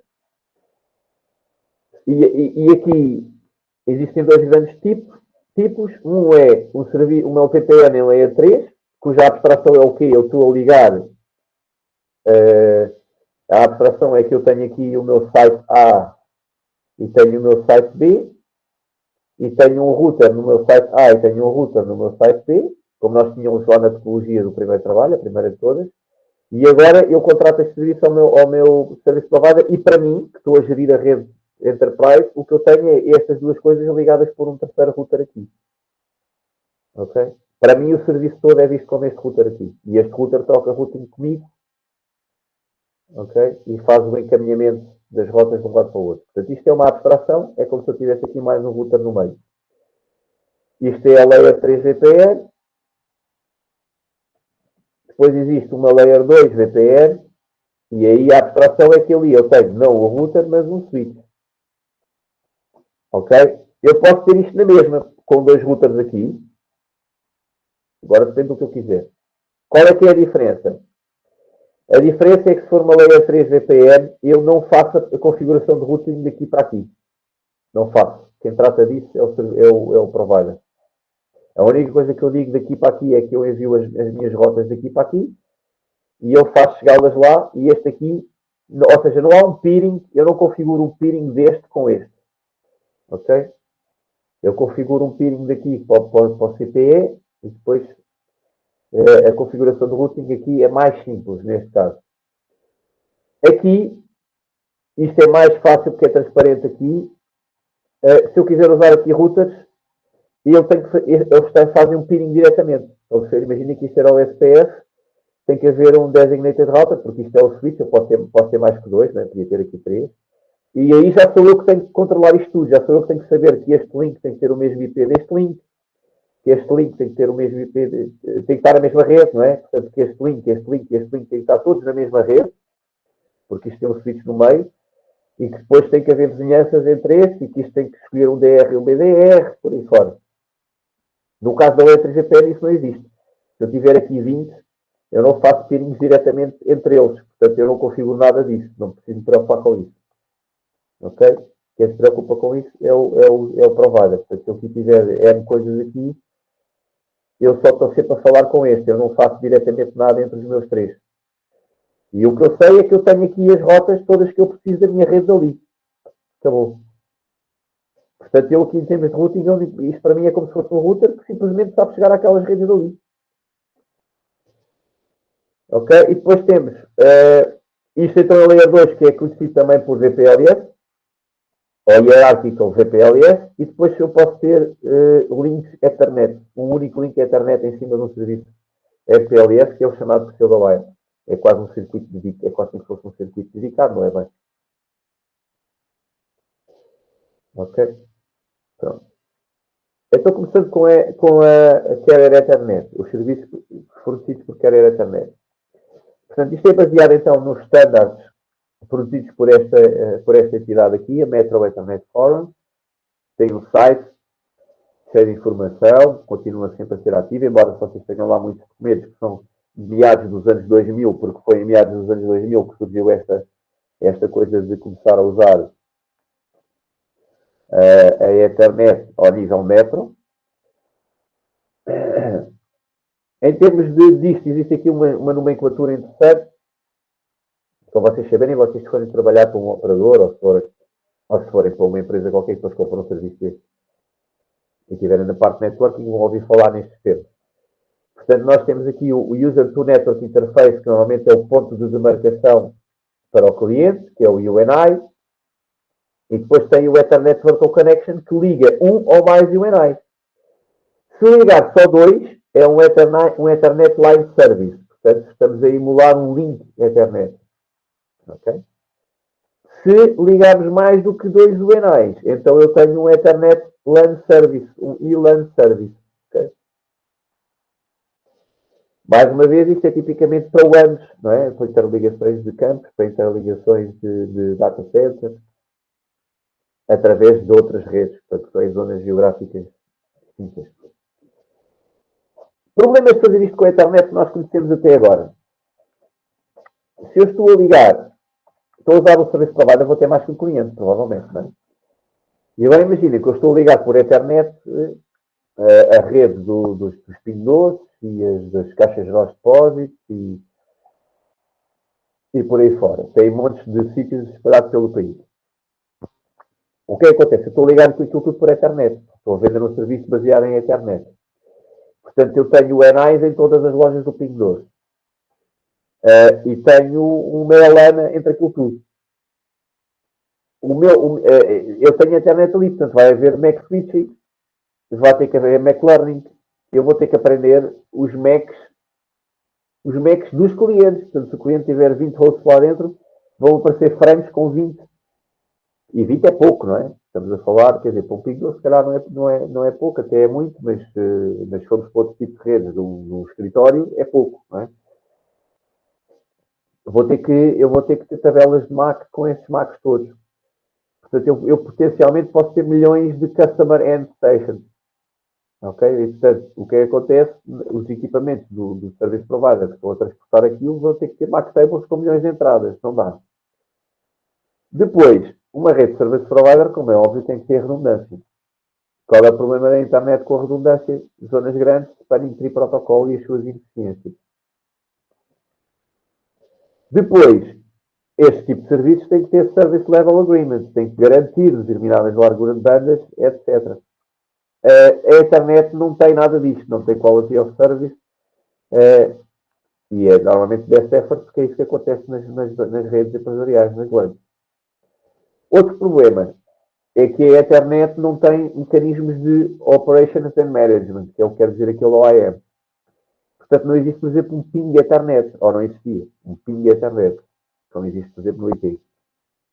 Ou o Traceroute, ou ferramentas que me permitam testar de uma maneira mais rápida e eficaz se a Ethernet está a funcionar bem ou não. Portanto, fazer, por exemplo, o monitoring e o troubleshooting de links de Ethernet. Portanto, não existia nada disto. Ok? Portanto, se eu quiser montar serviço destes, vamos a ver aqui o tempo. Temos aqui duas redes empresariais. Ok? E agora, isto é uma line, é como se eu tivesse uma linha Ethernet daqui para aqui. Quer dizer o quê? Quer dizer que estes equipamentos aqui, isto até é uma figura de uma documentação da Juniper, que é outro fabricante. Tem ser assim, diferente assim. Um dos maiores que há também. Aqui neste caso, o que é que acontece? Este equipamento aqui tem que aprender os MACs. Estão a ver? Vai ter que aprender que neste porto está este MAC address de todos os que estão aqui. E depois aqui, os que estiverem aqui no meio, porque isto está de fazer switching aqui no meio para fazer este line, também vão ter que aprender MAC address dos clientes. E portanto há aqui questões de escalabilidade, não é? No caso das VLANs a mesma coisa. Portanto, isto é uma rede de switches aqui no meio. Todos na mesma VLAN, não é? Portanto, o broadcast que aparece aqui tem que aparecer aqui, aqui e aqui. E então o que é que acontece? No que nós sabemos até agora temos o 802.1Q, ok? Com VLANs, para diminuir já os domínios de broadcast, para não, porque também é ineficiente ter um gigantesco domínio de broadcast. Imaginem, e nem sequer podem aqui, por questões de segurança, estar a baralhar domínios de broadcast de clientes diferentes. Com a internet normal, como é que eu podia separar os clientes a nível do serviço provider? Pôr uma VLAN para cada um. Ora, as VLANs só dá para fazer 4094, com o número de bits que tem a VLAN tag original. Isto no contexto do serviço provider não é nada. Ok? Porquê? Porque ainda por cima eu provavelmente estou a transportar tráfego do cliente que ele próprio tem várias VLANs e não as quero misturar. Portanto, nem sequer é 4096 clientes, é menos, porque isso também tem que servir para as VLANs dos clientes. Ok? Depois, o facto de a rede do service provider ter que conhecer o bridging e o spanning tree do customer também não é escalável. E temos o problema do overlapping dos VLAN IDs e também dos service providers estarem a aprender MAC address dos clientes. Então surgiu um primeiro standard que é o 802.1AD, que basicamente o que propõe é passar a existir em duas VLAN tags. Uma VLAN tag que é do cliente e uma VLAN tag que é do service provider. Ok? Portanto, a outer tag, também conhecida por SVLAN, ou Service VLAN, representa um customer, o que quer dizer que eu posso ter 4094 customers diferentes. E depois tenho uma inner tag, ou CVLAN, ou Customer VLAN, que tem depois cada uma das possíveis 4094 VLANs do cliente, da rede do cliente. Portanto, eu estou a interligar a rede do cliente em dois pontos, vai passar a minha rede, o que é que eu ponho? Ponho uma VLAN tag mais aqui, uma VLAN tag mais aqui, e depois faço o switch disto. Vai na VLAN X do cliente, vai até à VLAN X do cliente também do outro lado. Neste caso, como eu divido isto, o spanning tree já pode ser só para a parte do cliente. Ok? Desculpa, só, o spanning tree existe na parte do cliente e existe só uma spanning tree para a rede do provider. Porquê? Porque na rede do provider, os broadcasts são só feitos para as portas da mesma SVLAN. Portanto, só há problemas em loops nas portas da mesma SVLAN. Eu já não olho para isto. Ok? E, portanto, só preciso ter uma spanning tree para garantir que não há loops dentro das portas da topologia da mesma SVLAN. Ok? Portanto, da service VLAN que eu criei para aquele cliente. Que eu até posso criar de maneira a nem sequer ter loops, não é? Mas se quiser ter redundância, eventualmente vai lá haver um loop. Ok? Qual é que é o problema que isto ainda não resolve? é que os Service Provider Bridge continuam a ter que saber MAC address de cliente.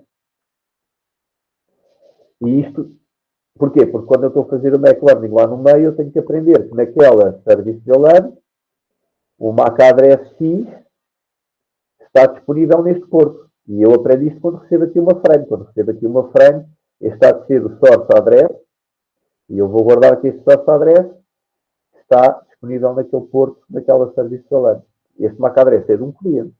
E isto aqui ainda não escala aqui. Porque eu tenho na mesma que ter MAC address das endstations, e isto pode começar a atingir números enormes. E depois o espaço que eu tenho no switch para a MAC table é finito, até porque normalmente o switching daquilo é feito em hardware. Pronto, o formato da frame é este que está aqui. Portanto, nós temos a frame normal. E depois este amarelo também seria a frame normal. Ethernet. Portanto, uma Ethernet normal não tem nada disto aqui. Depois, uma 802.1Q tem lá isto. E se for uma 802.1AD também tem isto.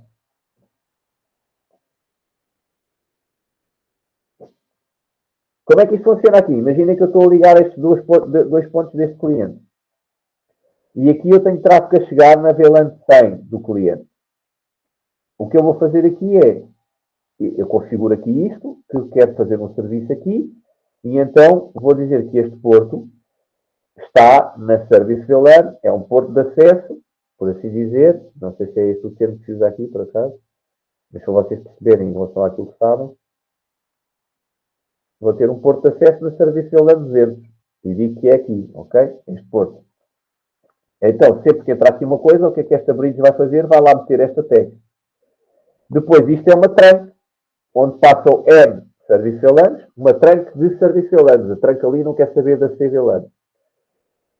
E eu sei que aqui, por exemplo, pode passar a VLAN 200. Então, isto faz aqui o switching. Cada vez que eu passo aqui, o que é que este está a fazer? Ele está a aprender que o MAC address aqui, que estava aqui como source address neste pacote, está acessível nesta porta na Service VLAN 200. Que é para quando receber uma coisa ao contrário, que tem aquele MAC address como destino, eu saber que tenho que colocar nesta porta da VLAN 200. Quando não sabe, faz broadcast para todas as portas da VLAN 200. Aqui. Normal funcionamento da internet.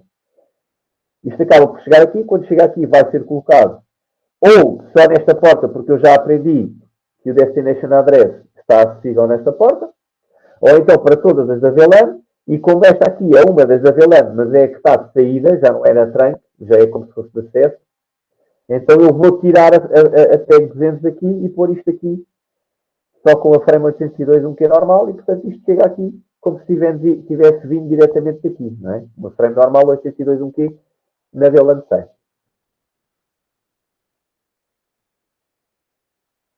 Ok? Portanto isto é exatamente, agora em pormenor, aquilo que eu já estive a dizer. Portanto eu tenho uma frame com este MAC address de destino. E o que é que eu vou aprender aqui? É isto que está aqui neste quadrado. Eu vou aprender que neste interface, no Gigabit Ethernet 104.1, ok? Está acessível este, portanto, exatamente, isto é para este Destination Address, já está lá a dizer que tem que pôr aqui. Portanto, ele já aprendeu isto. Ele antes já aprendeu que este Destination Address está disponível neste interface, que é este aqui de baixo. Para eu ter aprendido isto, quer dizer que ele já recebeu no sentido contrário, ok? Aqui neste interface, ele já recebeu no sentido contrário uma frame em que este DA era, nesse caso, o source address.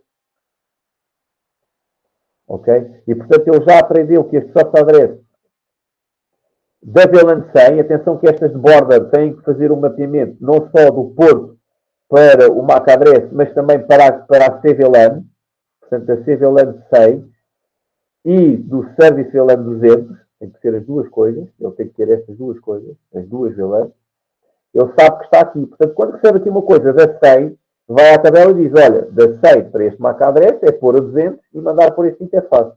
Se não soubesse, sabia só que era pôr a 200 e em vez de enviar só para este interface, enviava para todos. Ok? Depois, quando chega aqui, faz o reverse, retira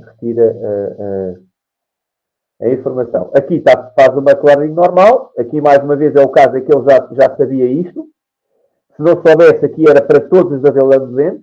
Aqui ele já sabe porquê, porque já recebeu antes este Destination Address como Source Address, vindo dali na VLAN 200 naquele porto. Ok?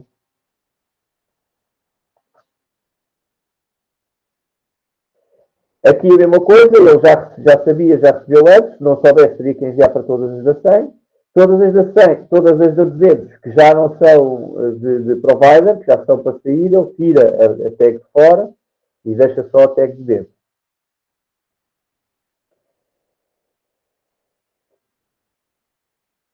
Ok? Depois chega aqui a frame normal, só com uma única tag.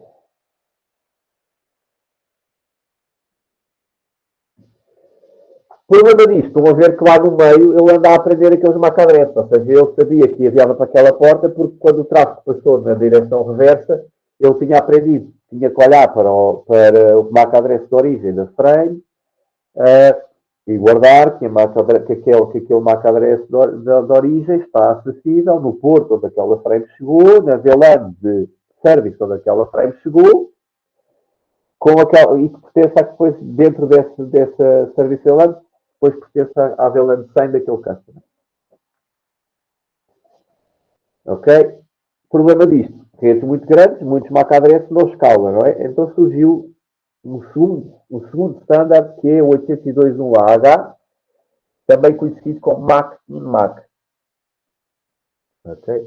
Este MAC-in-MAC, como o próprio nome diz, é o quê? É um encapsulamento da frame toda do cliente dentro de uma segunda frame Ethernet, com um novo MAC-adresse de origem e um novo MAC-adresse de destino.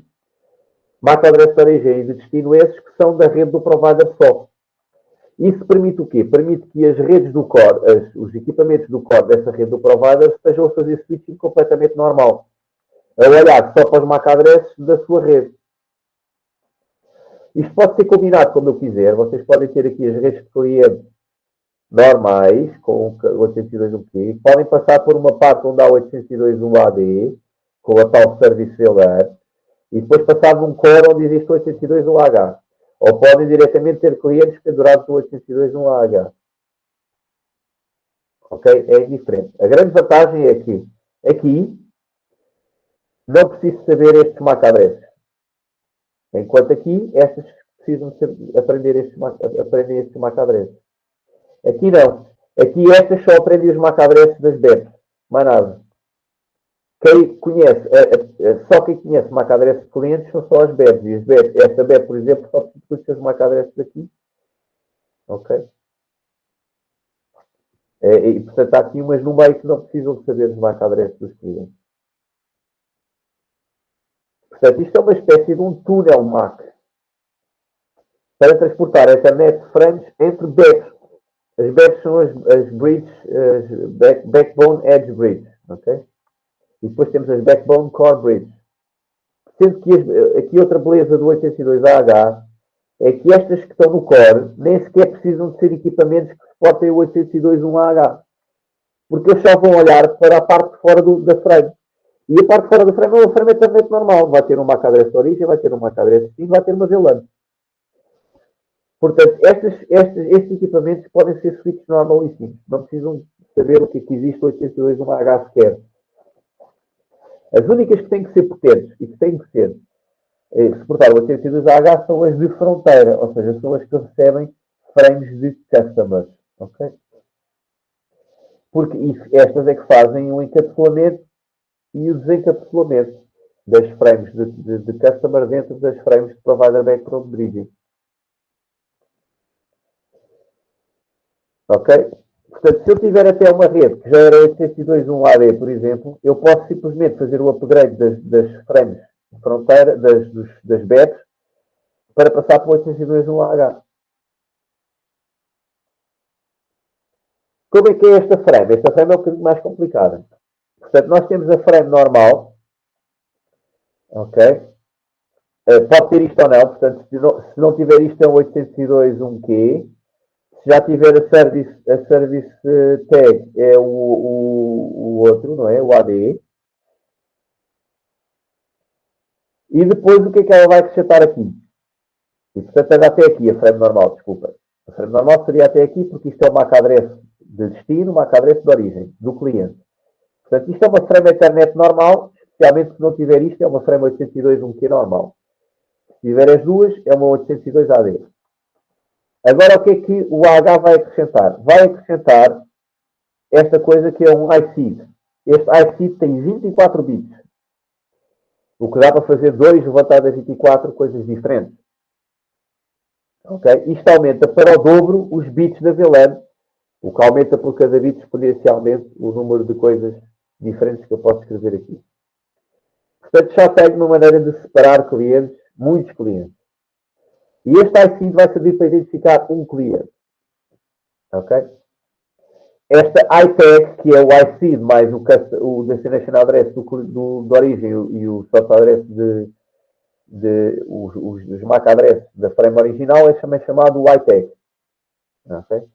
Que é o identificador do cliente, e quando é iTag é daquele fluxo daquele cliente. Portanto, entre aquele Customer MAC e aquele Destination MAC.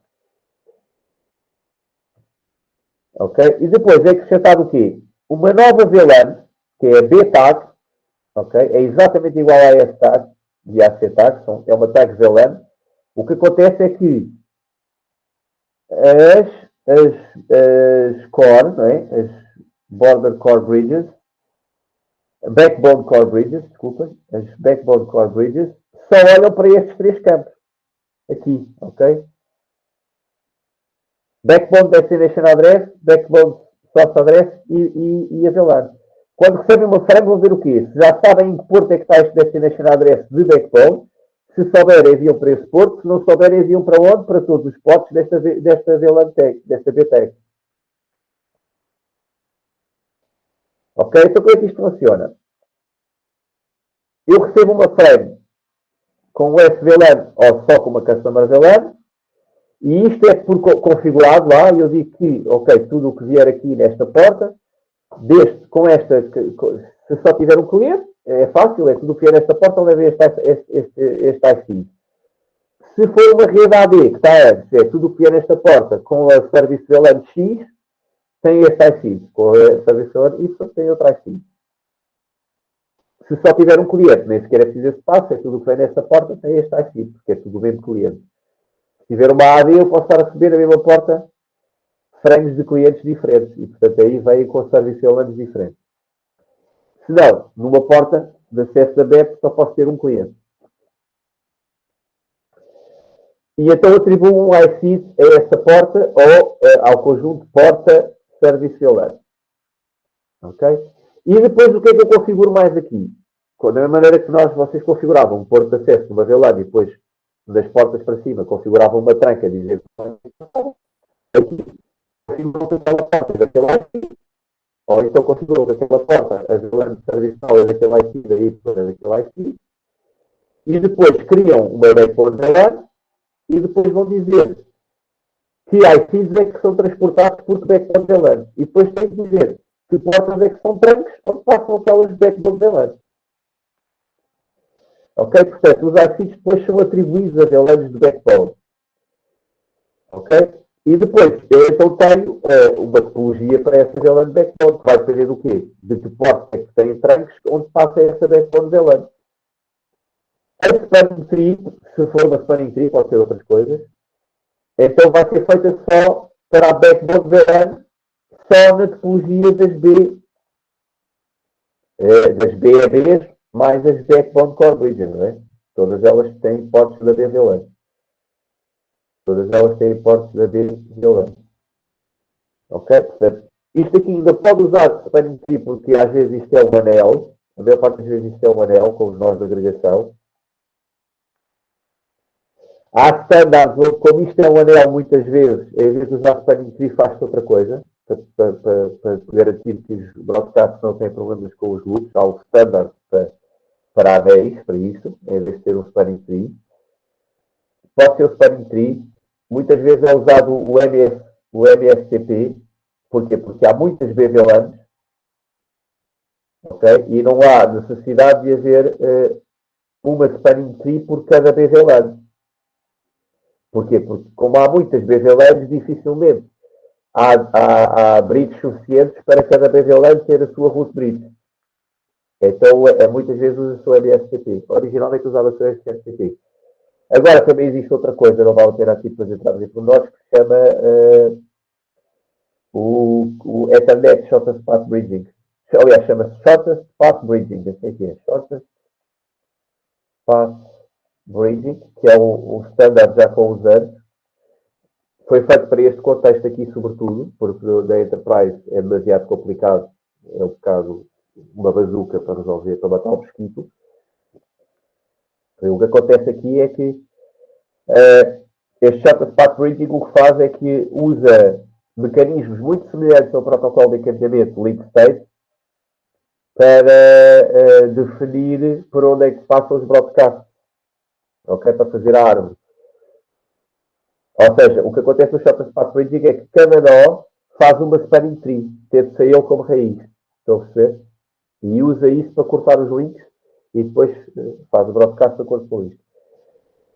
Isto aqui basicamente usa o ISIS, porque o ISIS é um protocolo parecido com o OSPF, mas que usa Ethernet para fazer os anúncios do link state. Então servia muito bem o propósito para fazer uma coisa desta.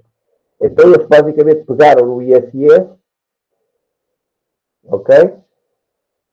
Usaram os mecanismos do ISIS para as bridges, em vez de trocarem BPDUs, trocarem link states entre todas, e depois cada uma delas calcula a sua spanning tree, tendo-se assim como raiz.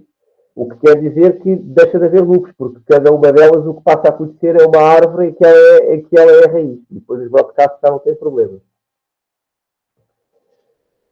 Pronto, vamos terminar só vendo aqui então o caminho que é feito neste 802.1AH e como é que é feito o learning, embora já tenhamos estado aqui um bocado a dar pistas. Então o que acontece? A inteligência vai estar toda aqui. Aqui no meio não há nada que saber. É back learning normal, ou seja, cada bridge daquelas vai só olhar para MAC address de origem e de destino de BEPs, ok? E, portanto, vai aprender o quê? Quando recebe uma frame, por exemplo, daqui, vai aprender que o MAC vai receber aqui uma frame em que o source address vai ser o MAC desta BEP1. Então, este aqui vai aprender que neste porto tem este MAC acessível. Ok? Se ainda não conhecer o destino, vai enviar para quê? Para um multicast, que é todos os que pertencem àquela backbone VLAN. Mesmo mecanismo que vocês estão habituados a VLAN. Vai ir para todos os portos que pertencem àquela backbone VLAN. Quando vem um caminho ao contrário, por exemplo aqui, que ele já aprendeu, que eu já tinha aprendido, quando recebeu nesta direção, que esta estava acessível aqui, ele já não vai enviar para todas as backbones VLAN, já só vai enviar para aquele porto. Portanto, mecanismo normal, olhando para a parte de fora daquela frame.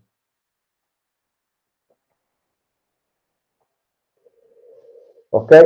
Portanto, aqui dentro só olho para o MAC address space das backbone bridges.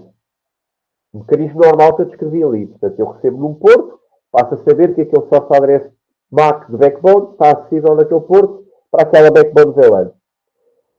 As BEPs é que têm que fazer os mapeamentos mais complicados. Que é o seguinte.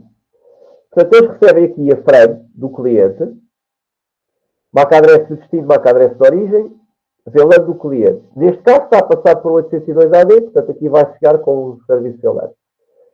Chega a BEP, o que é que a BEP lá tem configurado? Ok, está neste porto com essa serviço VLAN, é para pôr este IC, ok? Coloca o IC.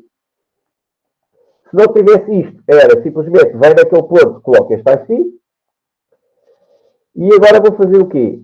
Vou colocar o resto do cabeçalho. Este IC, o que é que está aqui configurado? Este IC é para ser transportado da backbone VLAN 10. Então vou pôr aqui backbone VLAN 10. Eu já sei chegar na back... E qual é que é o destino? A origem passa a ser eu. Ok? Eu passo a ser o MAC address de origem desta frame. Nunca sai de fora. E agora, eu já sei onde é que está este C4, que é o Destination Address de cliente. Neste IC, nesta backbone VLAN, eu já sei. Não, ainda não sei. Então, se ainda não sei, tenho que enviar isto para onde? Para todas as BEPs que têm a Backbone Zealand 10. Então vou enviar aqui para o grupo address da Backbone Zealand 10. É o multicast para todas as da Backbone Zealand 10. Então isto vai chegar aqui, vai chegar aqui, vai chegar aqui. Todas eram da Backbone Zealand 10. Esta vai olhar e vai ver se sabe chegar ao C4. Não sabe, volta a não faz mais nada. Enviaria para todas as que tem naquela. Imagina que tem aqui. Para ver se recebia depois aqui alguma coisa. Se não tiver mais nada, como é o broadcast, é para todas, menos aquela onde recebi, parava, né? Aqui este já sabe, porque já recebeu anteriormente, ou não. Portanto, tanto este como este vão fazer a mesma coisa que este. Já sabiam, vou enviar para o porto correspondente. Se não sabem, vou enviar para quê? Para todos os portos que estão naquela Service VLAN, se for uma Service VLAN, ou para todos os portos que têm aquele IC, se for só uma frame do cliente. Ok? Se não é para todos os portos que têm aquele IC, daquela Service VLAN. Neste processo, o que é que a B2 vai aprender? Quando recebe aqui esta primeira frame, vai aprender logo que está aqui neste porto o cliente C1, que é o source address. Ok? Esta aqui, na outra ponta, e estas todas, vão aprender o quê? Que a B2, que é o source address de backbone aqui, está acessível neste porto, está acessível neste porto, está acessível neste porto, nesta backbone VLAN. Ok? E mais, não vou só aprender isto. Estas, como souberes, vou aprender isto e vou olhar também para o cliente. E, portanto, ele vai saber não só que a B2 está acessível aqui nesta backbone VLAN, mas também que para este IC, o C1 está acessível neste porto. Ok? Aliás, aqui nem interessa ao porto, só interessa que é nesta backbone VLAN. Que é nesta backbone bridge. Ok? Portanto, ele vai aprender também que este C1 está acessível através da B2. Ok? Portanto, este C1 deste ICID está acessível na backbone VLAN 2, na backbone VLAN, que era 10 aqui no exemplo que eu estava a dar. Ok? É só isto que ele aprende. Isso só as da fronteira. Portanto, as da fronteira são as únicas que olham para os MAC addresses de cliente. Para fazer este mapeamento. Portanto, quando recebe uma frame, vou olhar para o MAC address de origem, de backbone, e depois vou guardar essa MAC address de origem, em que porto é que está acessível naquela VLAN de backbone.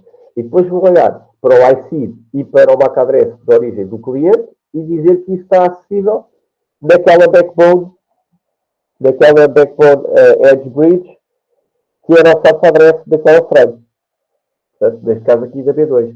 Que é para quando agora receber uma coisa que é para o C1, já não ter que enviar aqui para o G3, que é para todos daquela backbone VLAN, mas enviar diretamente para o B2. E depois, quando diz que é diretamente para o B2, vai à tabela de MAC só da parte do backbone e também já sabe que aquela B2 está acessível ao seu porto. Ok? Quando já aprendemos isto, foi o que tivemos a ver ali, tivemos a ver ali o broadcast e o que é que ela aprende. Quando ela aprende é mais rápido, não é? Porque aqui, reparem, no caminho inverso eu já tinha aprendido que este C1 daquele IC estava acessível na 2. Aliás, neste caso era na 3, que este é o sócio. Estava acessível na 3.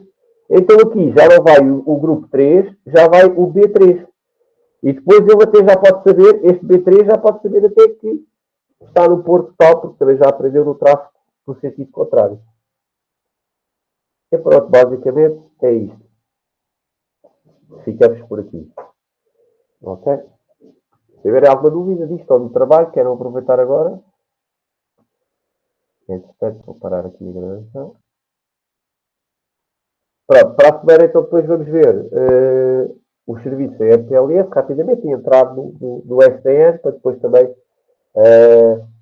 começarem a fazer o trabalho mais a sério. Esta semana também já vou pôr o enunciado, um vídeo que já tinha feito durante as aulas de há 2 anos atrás sobre o setup, ia mostrar o esqueleto, etc.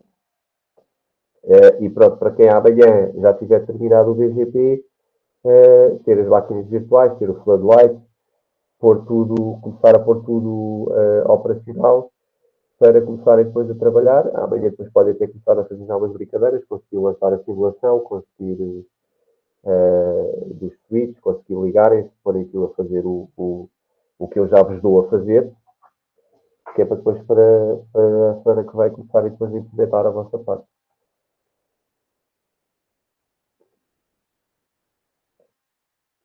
Ok, pronto, então se não tem dúvidas, até amanhã.